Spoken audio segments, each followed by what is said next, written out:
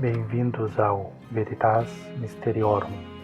Meu nome é Roger e hoje é sexta, Desaparecimentos e o Sobrenatural.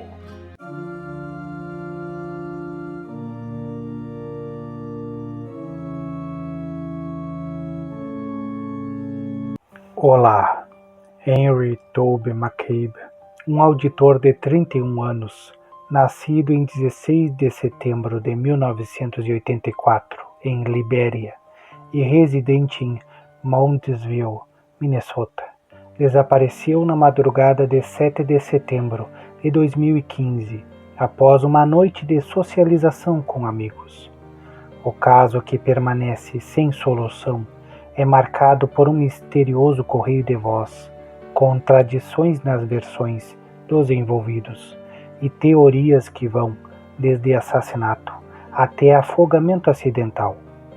Henry McCabe era um homem negro de origem liberiana que fugiu da guerra civil em seu país natal ainda criança, estabelecendo-se nos Estados Unidos. Em 2015, ele vivia uma vida estável com sua esposa, Karen McCabe, com quem era casado há 11 anos, e suas 2 filhas. Trabalhando como auditor para o Departamento de Receita de Minnesota, Henry era conhecido por sua dedicação ao trabalho, habilidade em oratória e senso de humor, especialmente em seu time de futebol amador, o East Coast Stars, onde jogava e divertia os colegas com piadas. Não havia sinais claros de descontentamento em sua vida, embora algumas fontes mencionem possíveis problemas financeiros, como atrasos no aluguel, e indícios de depressão, o que poderia ter influenciado seu comportamento na noite do desaparecimento. Na noite de 6 de setembro de 2015, Henry saiu para se divertir com 2 amigos, William Papos Kennedy e Calvin Johnson, no clube Pawlitzki's 65, em Springs Lake Park, Minnesota. Segundo os amigos, Henry bebeu muito, o que levou Kennedy a tomar sua carteira e chaves do carro para evitar que ele dirigisse embriagado.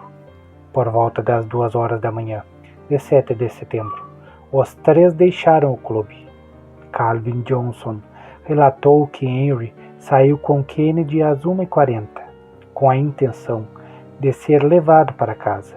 No entanto, Kennedy afirmou que, em vez de levar Henry até sua residência em Moundsville, ele o deixou em uma estação de serviço para que pudesse pegar algo para comer e caminhar até em casa. Inicialmente, Kennedy disse que o local era uma Superamérica na Highway 65 e 73 Avenue, em Fridley, mas imagens de vigilância revelaram, semanas depois, que o local correto era uma Holiday, na Central Avenue e Hackman Avenue, em Spring Lake Park, a cerca de 2 quilômetros da Superamérica.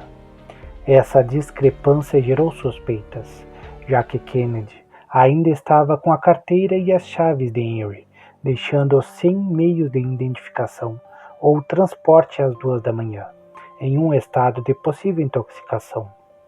Por volta das 2h28, Henry fez chamadas para sua esposa Karen, que estava na Califórnia, e para seu irmão.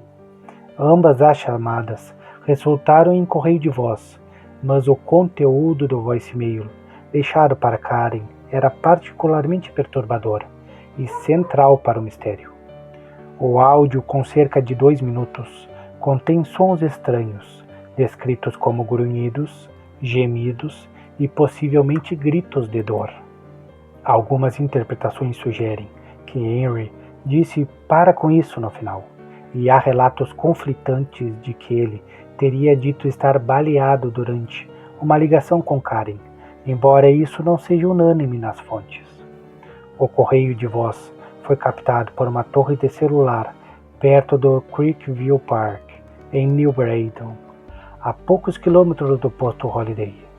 A gravação, parcialmente divulgada por veículos de imprensa, foi analisada pelo FBI, mas não gerou pistas concretas. A natureza dos sons levou a especulações. Uma delas, de que Henry poderia estar em perigo. Não há registro de floresta densa na área que justifique sons de animais como ursos ou lobos, o que torna o áudio ainda mais enigmático. Henry não apareceu para trabalhar na manhã de 7 de setembro, o que era incomum para ele, levando sua esposa e irmão a reportarem seu desaparecimento à polícia de Moundsville. A investigação começou imediatamente com apoio do FBI e do Minnesota Bureau of Criminal Apprehension. A polícia entrevistou Kennedy e Johnson, que negaram saber o que aconteceu após o abandono no posto de gasolina.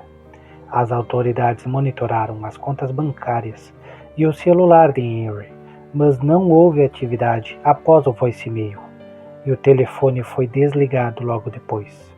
Buscas extensas foram conduzidas em áreas como Fridley, Spring Lake Park e New Brighton, com foco inicial na Superamérica, até que a descoberta do vídeo de vigilância da Holiday redirecionou os esforços. Voluntários da comunidade liberiana, colegas de trabalho e familiares, liderados por grupos como Minnesota Civilian Public Safety Commission, realizaram buscas semanais.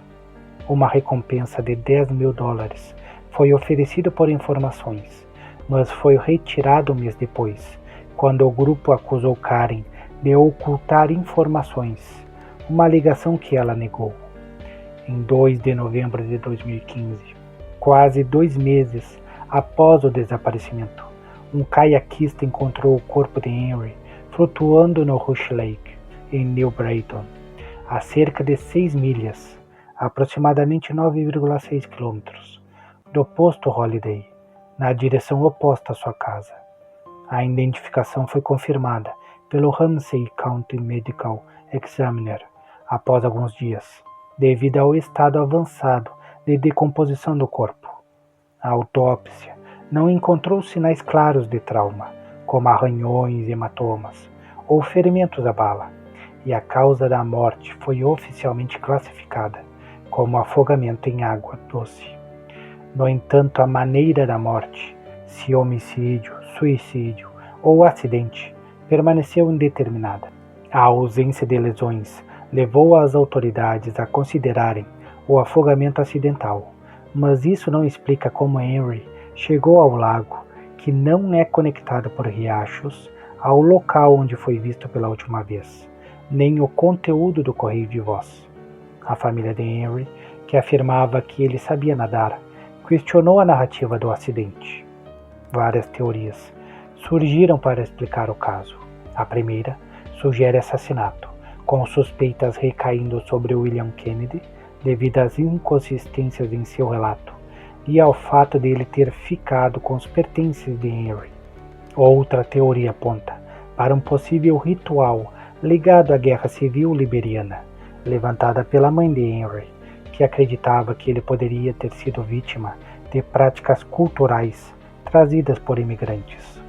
Há também a hipótese dos Smiley Face Killers, uma teoria de conspiração que sugere que jovens intoxicados como Henry são alvos de assassinos que simulam afogamentos, embora não haja evidências concretas disso.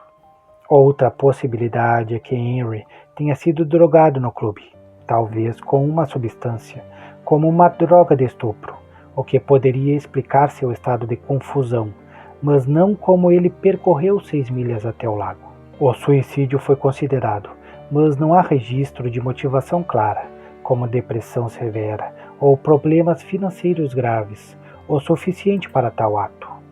Avistamentos confirmados de Henry limitam-se à noite de 6 de setembro, no clube Pavlitsky's, e ao momento em que foi deixado no posto Holiday, conforme capturado pela vigilância. Não há relatos de testemunhas que o ouviram após as 2 da manhã de 7 de setembro. A última localização conhecida do celular, via torre, perto do Creekview Park, sugere que ele pode ter estado nessa área antes de desaparecer, mas não há pistas adicionais sobre seus movimentos. O caso permanece aberto, com a polícia de New Brighton e o FBI mantendo a investigação ativa, embora poucas atualizações tenham sido divulgadas desde 2015. Karen McBee, que enfrentou acusações de falta de cooperação, continua a viver uma vida reservada, enquanto William Kennedy não foi formalmente acusado, apesar das suspeitas. A comunidade liberiana em Minnesota, que se mobilizou intensamente durante as buscas, ainda busca respostas, e o correio de voz permanece como a peça mais intrigante e sem explicação do quebra-cabeça. A morte de Henry McCabe, oficialmente um afogamento, continua envolta em mistério, com perguntas sobre o que aconteceu naquela noite e como ele chegou ao Rush Lake ainda sem respostas.